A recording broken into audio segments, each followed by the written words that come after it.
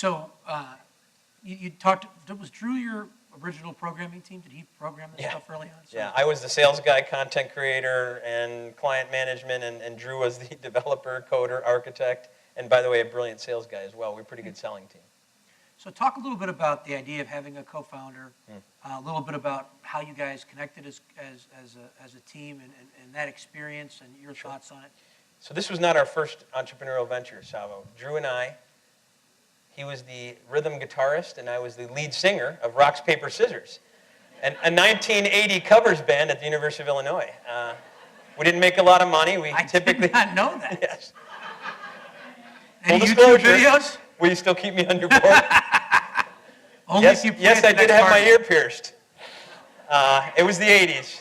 Goo goo gaga. Anyways, Drew and I had known each other for a long, long time. There was an incredible amount of mutual respect. Literally, when I graduated from college and began grad school, Drew knocked on my door. He was in Europe for a couple years doing consulting, technology consulting. He needed a place to stay for a couple nights, and he stayed, of course, for 3 years on my living room floor until we both got married. We got to watch each other's careers evolve. We got to watch what we were doing, and so we would collaborate a little bit. What I would tell you is there was an incredible amount of mutual respect. There was an incredible amount of inherent trust. Okay, most of the corporations, probably young corporations, are S corporations, right? 50-50 split in an S corporation. You better know everything about the other individual because you're like blood brothers, and in fact we were. But the trust was there from day one, so I never had to worry about Drew. And here's the biggest thing I would tell you: if you have a co-founder, and I strongly recommend it, we defined excellent the same way. I think co-founding partnerships get into trouble when somebody defines excellent up here and somebody defines excellent up here, because inevitably there's going to be something in the gray area here where one of them says, I did a great job, and the other one says, yeah, no, it stunk. Okay, Drew and I had an extraordinarily high definition of excellence, and it was the same. I would say the other thing that worked about Drew and I is we understood from day one two things. Number one, he was Mr. Inside, I was Mr. Outside. While we each owned 50% of the company, when it was something related to revenue generation, customer relations, I owned 51%. And it was something inside, he owned 51%. And that led to great debate, great, sometimes loud debate. I am Italian. And then ultimately led to a unified front when we walked out, when we started having employees. So we handled conflict well.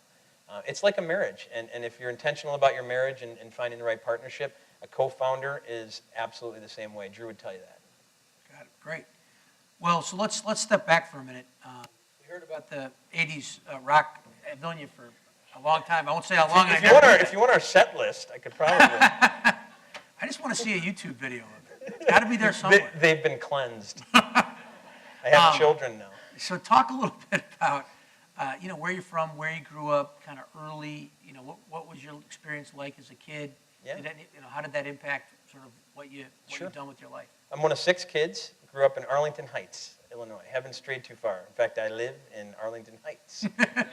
And I live a block away from the high school I went to. St. Viator, give it up, Viator boys. Thank you. My dad was an entrepreneur. My dad was in real estate. My dad started his own residential real estate business in probably the late 60s. And I would say, as one of 6 kids, one of 4 boys, very competitive environment. So I will tell you there's a competitive spirit. I hate to lose. Where do you fall? I'm the 4th brother, so I lost a lot. Just to be clear about that. I also was humbled quite a bit in terms of my big brothers, who are all great athletes and all this type of stuff. You know what? Growing up in a big family, I think communication became important. I think sometimes entrepreneurs way underestimate the importance of how they communicate. To be able to be humble, likable, smart, eloquent, able to communicate, able to relate to people who are C-level, and able to relate to their administrative assistants and do it genuinely as opposed to kind of like you're acting.